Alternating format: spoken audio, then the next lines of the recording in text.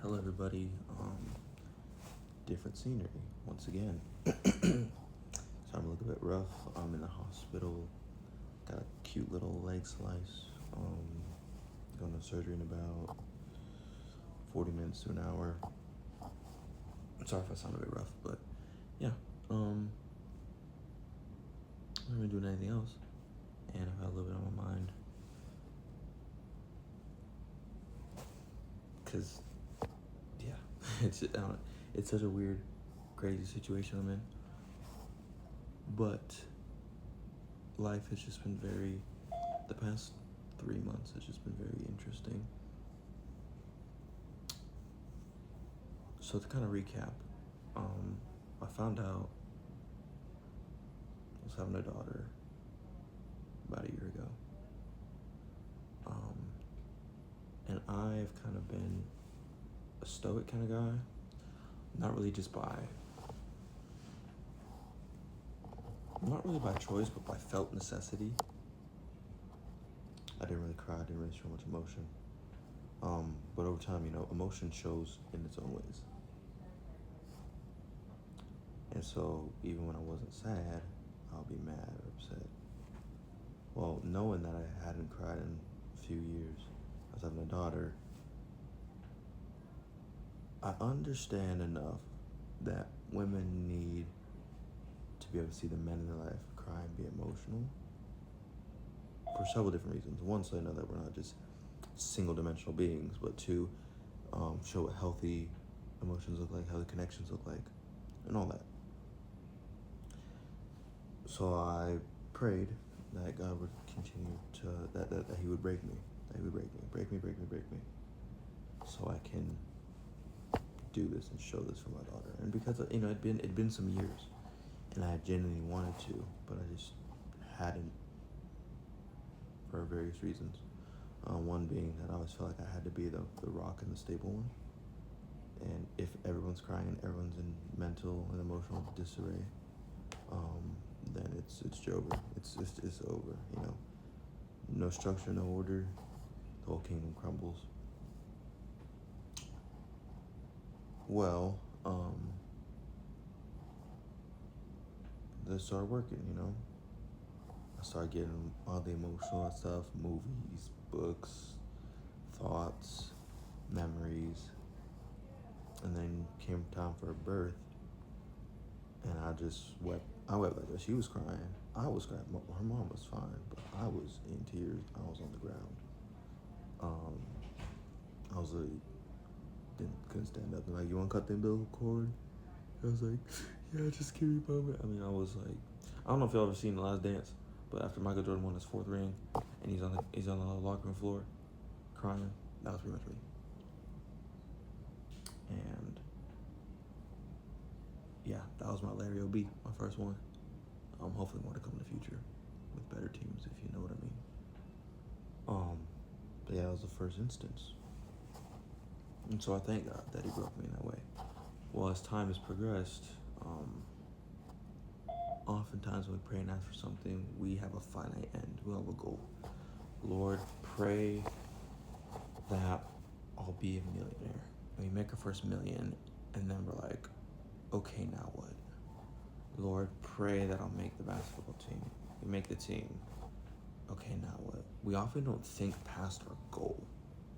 So when you become a millionaire, what are you going to do with that? Are you going to invest it? Are you going to put it back into the community? Are you going to give it away to charity?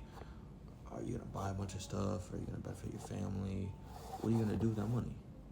So goal is a very surface level goal, shallow goal. What are you going to do? Basketball team. You make the team. You still got to go to practice every day or a few times a week. And you got to do your own stuff. You got to learn plays and learn drills and, learn to run them and be cohesive with the team and work on camaraderie and continuity. So it's work behind every goal. So in this instance, I kind of had like, Lord, break me so I can cry. I cried and I thought it was good. And yeah, being a girl that's going to make you soft.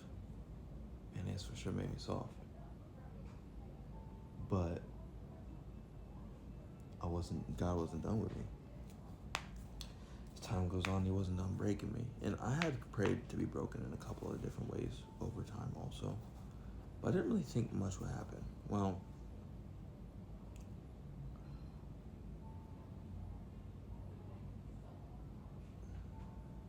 I get to a place where I realize that the partner I'm with this child is not, it's not it for the long haul. So I have to learn to separate myself. I have to be separate, be alone. And that was hard. That was one stepping stone of breaking. After that, stuff was pretty okay for a couple weeks. There's some issues, and then of course the incident where Jada was dropped and hit her head and had to be life flighted to St. Louis. Kind of like me right now, actually. Actually, like me, really. Well, I guess I'm like her, because she was in that damn wiggly table. She was in that state first, and that broke me even further. And that was 8, almost 9 weeks ago. And so I've had nothing but time to work on building myself properly. And I've got myself in situations where I've learned things and been broken further. I went through a situationship that really did break me in a way. It was weird because we both understood a situationship. By the way, Christians, don't be doing this. Don't be, don't be doing that. Financial things, financial goals, setbacks, where I look at where I'm at genuinely, because in today's world of finance is tough. In today's world of finance is tough because there's so many ways you can, buy things, loan things, rent things, lease things. They have that thing, Klarna and things like that, where you pay as you go. I don't know. Basically, you take payments on little things. People put like their DoorDash meals on Klarna, pay $5 a month to pay that DoorDash from 4 months ago, that $20, like stuff like that. I didn't do that, but I've made some financial choices that I wasn't quite well aware of. And so then talking with mentors and sitting down and looking at all the money and stuff and realizing where I actually am financially, that I'm not anywhere where I need to be. Because God's kind of let me know where I could go and my potential. I'm gonna get there, but in order to get there, you gotta break it down. I have this house built, or he wants to build this. I have this house built. I said, okay, Lord, build me a new house. You gotta tear the house down. You gotta break the foundation. So he's breaking my foundation. So in the same way, he broke me mentally, spiritually, financially. So now I'm like, I'm not broke financially, but like, I'm humbled, very, very much humbled. You gotta step down before you go up. So these are just a few situations where the Lord's continue to break me. And then yesterday, I had a situation I wasn't my best self in. When you interact with people, and I don't mean this in no disrespectful way, but who are lower than you, but in the sense like morally, or they're not on the same guideline as you. People who you're more mature than, and you really do have the mental and emotional upper hand to step away from them, do that. But I didn't. And so, let the pride get the best of me. And I got my first ever fight, my first ever scuffle. This cheek is a little bit swollen, not terrible. It's a little bit swollen. And that's what this is for. I cleaned that up. Got a nice, ooh, that hurt my leg. Anyway, I got tore up just a little bit, a couple hits. And then I just came home, I looked myself in the mirror, and I was just like, why did you do that? This is not your home. You're not bound in Perryville forever. The job you have is temporary, and the people you're temporary. So why entice these people? The Bible says, when sinners entice thee, consent thou not. And I consented, and I stooped to their level, and I fought. That didn't feel good. It's my first ever fight. I'm 21. Made 21 years, no scuffle, and here I am. It don't feel good. Inflicting pain on someone else. Where did that really get us? It wasn't like, all right, bro, we straight now. Buddy was drunk. What am I doing? I'm trying to take out the trash, and he want to start something. I should just kept take trash out and kept pushing. Don't matter. Like, don't pay him no mind. So that was kind of that was another breaking moment where I kind of felt internally broken, just like, God, I know I messed up, even though I wasn't, even though I wasn't the instigator, and I may not be in the wrong here, in the general sense of everything. I mean, from like a legal standpoint, I feel kind of morally in the wrong. Let me adjust this a little bit, because I went lower than I really should have. Well, then we get up in the morning, you got work, and the night's event just kind of replaying in your head. But I put it past me, I'm listening to a podcast, the 1122 Church, and it was a year-old episode talking about Jesus Christ and mental health. And I have this habit, and I don't know if y'all do this, but every time you get into a point of an issue in your life, that you begin to look for situations, verses, sermons, stuff from other people who've gone through the same thing, applicable to kind of guide you through it. It's kind of like if someone through like cancer or miscarriage, or through miscarriage survivors, cancer survivors, and they do the research on the situation. Well, in this instance, but this one wasn't, because I have a very bad tendency to stay mentally stuck in the past, and wanted to get over the night before, the night previous. So I was listening to a podcast on crisis and mental health, and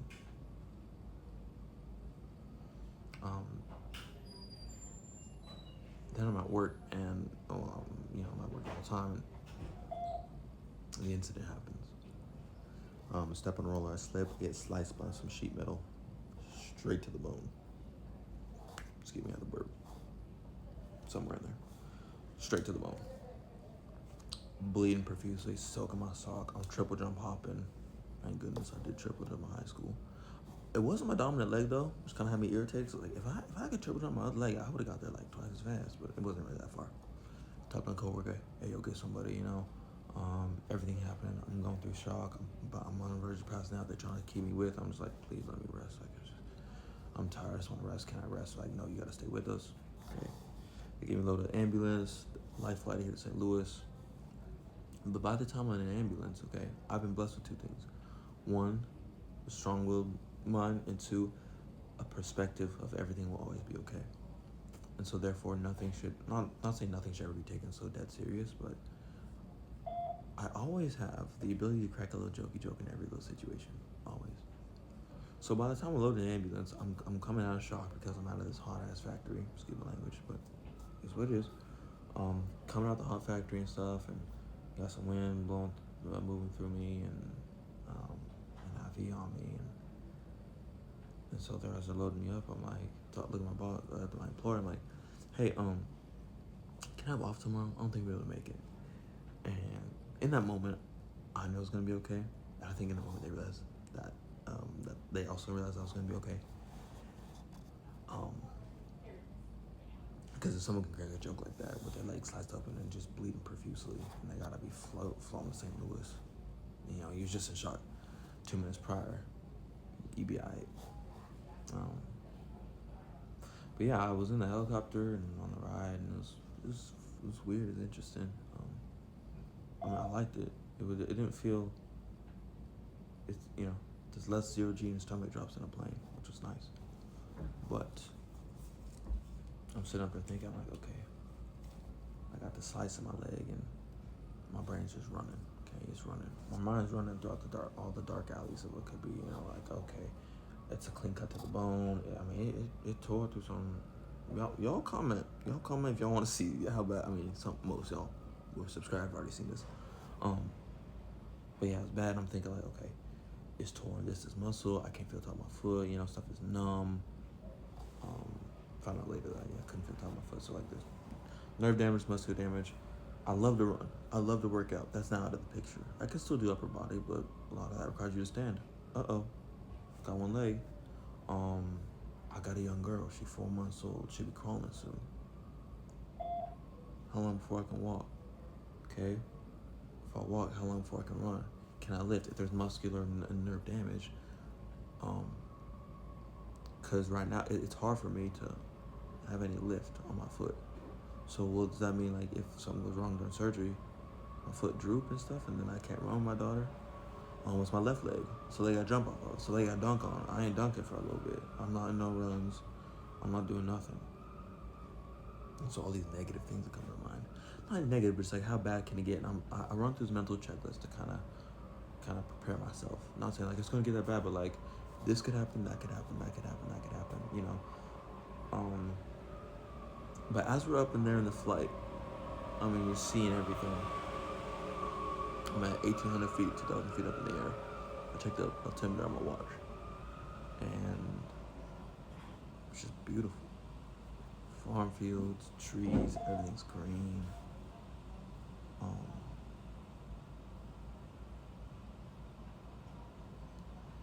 And in that moment, I was like, through every struggle I've been through, like, that's beautiful.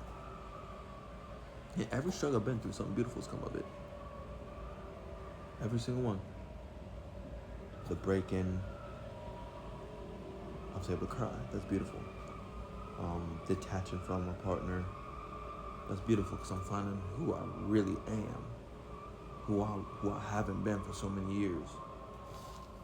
You know, self-discovery, that's beautiful. I'm still struggling to find the beauty in not seeing my daughter in almost 9 weeks at this point. The beauty of it is you really find out how far you'll go for somebody, how much you really love somebody.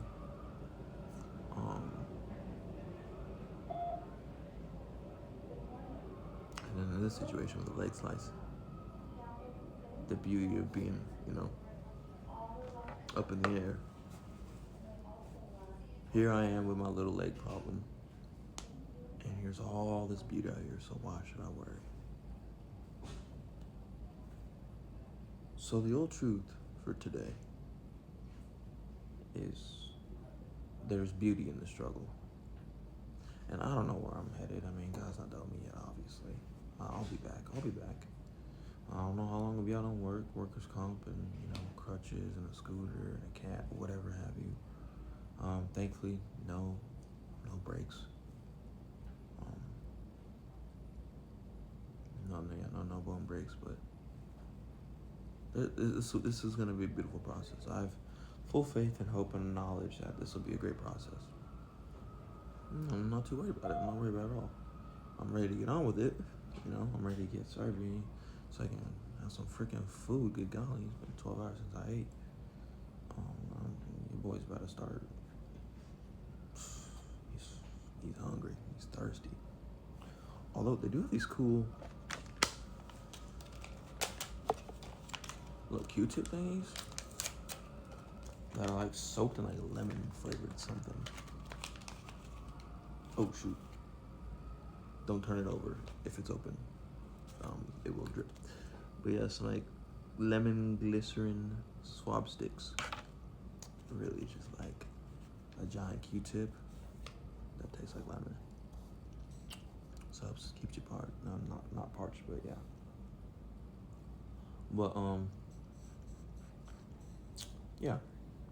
Beauty in the struggle, beauty in the pain. So if there's ever a point where you're hurting or growing, don't ever be afraid. Because just realize it's a process, and it's just it's a piece of time of your life. You know, what I'm going through right now, my leg is gonna be like a month, maybe 2. I really don't know. Let's say it's 2-3 months, okay? It's 3 months out of my life, okay? I am 21 years old, so 21 times 12, do the math, I don't know, 260 months old, okay? 3 months of that. So 3 of my 260 months of life. What am I tweaking for? Okay. So just keep that in mind, okay? Put it in perspective, compartmentalize if you have to. But things will always get better. But yeah, anyway, so that's a little bit of rambling. Y'all got the little truth of today. Don't worry, God's got you. You'll be all right. Just push through. And as long as you got this, as long as you got a good mentality, no matter your situation, even if it's a fatal situation, if it's fatal, you go into glory land. Hey, things will be okay. But yeah, I will post this video after I go into surgery. I have anesthesia. When I get my iPad up here and can edit it and all that. But yeah, I'll catch y'all next time.